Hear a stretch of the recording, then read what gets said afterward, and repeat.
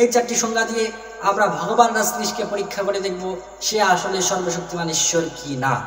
এই চারটি সংজ্ঞার সাথে যদি কোনো ঈশ্বর মিলে যায় তাহলে তাকে আমার ঈশ্বর হিসেবে গ্রহণ করতে কোনো আপত্তি থাকবে না। এই চারটি সংজ্ঞা হলো, 1 নম্বর সংজ্ঞা, কুল হুয়াল্লাহু আহাদ, বলো তিনি আল্লাহ এক অদ্বিতীয়। ছান্দোক্য উপনিষদের 6 নম্বর অধ্যায় 2 নম্বর পরিচ্ছেদের 1 নম্বর অনুচ্ছেদ বলছে ইক্কামি ভান্দিতিয়াম, সর্বশক্তিমান ঈশ্বর এক অদ্বিতীয়। 2 নম্বর সংজ্ঞাটি হলো আল্লাহুস সামাদ, তিনি কাহারও মুখাপেক্ষী নন। ভগবদ গীতার 10 নম্বর অধ্যায়ের 3 নম্বর অনুচ্ছেদ বলছে লোকে জানে সর্বশক্তিমান ঈশ্বরকে কেউ জন্ম দেননি, তিনি কখনো উদ্ভূত হননি, তিনি হলেন সর্বশক্তিমান ঈশ্বর।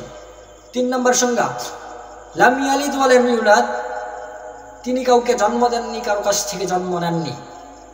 শ্বেতাসত্তর উপনিষদের 6 নম্বর অধ্যায় 9 নম্বর অনুচ্ছেদ বলছে না তাসিয়া কাস্তিস জানি তানা কাধিবা, সর্বশক্তিমান ঈশ্বরের কোনো পিতা নেই, সর্বশক্তিমান ঈশ্বরের কোনো মাতা নেই, সর্বশক্তিমান ঈশ্বরের কোনো প্রভু নেই।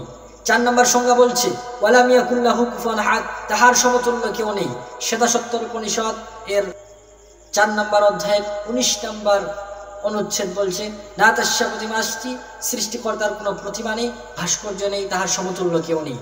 এই চারটি সংজ্ঞার সাথে যদি কোনো ঈশ্বর মিলে যায় তাহলে তাকে ঈশ্বর হিসেবে গ্রহণ করতে আমার কোনো আপত্তি থাকবে না। এই চারটি সংজ্ঞা দিয়ে আমরা ভগবান রাজনীশকে পরীক্ষা করে দেখব সে আসলে সর্বশক্তিমান ঈশ্বর কি না। 1 নম্বর সংজ্ঞা দিয়ে পরীক্ষা করে দেখি, কুল হুয়াল্লাহু আহাদ, বলো তিনি আল্লাহ এক অদ্বিতীয়। ইক্কামি ভান্দিতিয়াম, সর্বশক্তিমান ঈশ্বর এক অদ্বিতীয়। ভগবান রাজনীশ কি একজনেই যিনি নিজেকে সর্বশক্তিমান ঈশ্বর হিসেবে দাবি করেছে? না, কখনোই নয়। এই পৃথিবীর বুকে লক্ষ লক্ষ মানুষ নিজেকে ঈশ্বর হিসেবে দাবি করেছে। 2 নম্বর সংজ্ঞা দিয়ে পরীক্ষা করে দেখি। 2 নম্বর সংজ্ঞাটি হলো আল্লাহুস সামাদ, তিনি কারো মুখাপেক্ষী নন। লোকে জানে আমি কখনো জন্মাইনি, কখনো উদ্ভূত হয়নি, তিনি হলেন সর্বশক্তিমান ঈশ্বর। ভগবান রাজনীশের আত্মজীবনী পড়লে আপনি সেখানে দেখতে পাবেন যে ভগবান রাজনীশের কোমরে ব্যথা ছিল, তার ডায়াবেটিস ছিল ম্যালাইটিস, সে ইসমা রোগে ভুগতেন। চিন্তা করেন সর্বশক্তিমান ঈশ্বর তিনি ইসমা রোগে ভুগেন, তিনি ডায়াবেটিস রোগে ভুগেন, তার কোমরে ব্যথা থাকে ইত্যাদি। 3 নম্বর পরীক্ষা লাম ইয়ালিদ ওয়া লাম ইউলাদ, তিনি কাউকে জন্ম দেননি, কারো কাছ থেকে জন্ম নেননি। না চাসিয়া কাস্তিস জানি তানা কাধিবা, সর্বশক্তিমান ঈশ্বরের কোনো পিতা নেই, সর্বশক্তিমান ঈশ্বরের কোনো মাতা নেই, সর্বশক্তিমান ঈশ্বরের কোনো প্রভু নেই।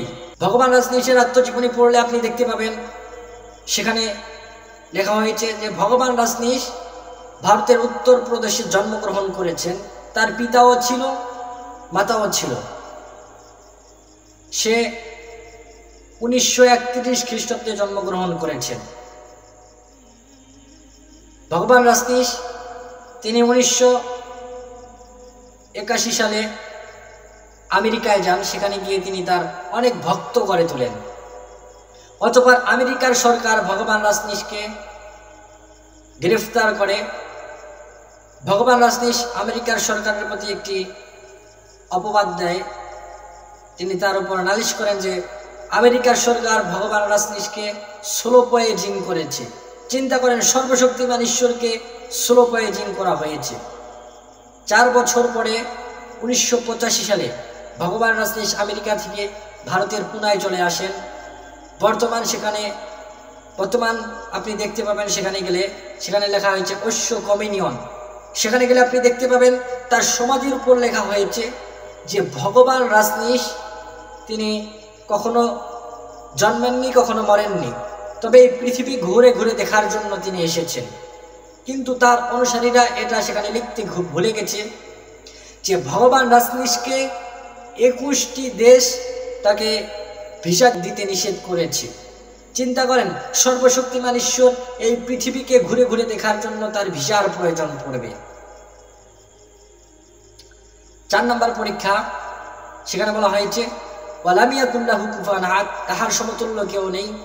না তাস্যা প্রতিমা আস্তি, সৃষ্টিকর্তার সমতুল্য কেউ নেই, তার কোনো মূর্তি নেই, তার কোনো ফটো নেই, কোনো কিছুই তার নেই, তার সমতুল্য কেউ নেই।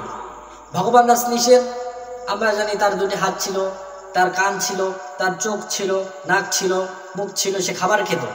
তাহলে ভগবান নাস্তিস কখনোই সৃষ্টিকর্তা বা ঈশ্বর হতে পারে না। ওয়ালাম ইয়াকুল লাহু কুফুয়ান আহাদ, তাহার সমতুল্য কেউ নেই।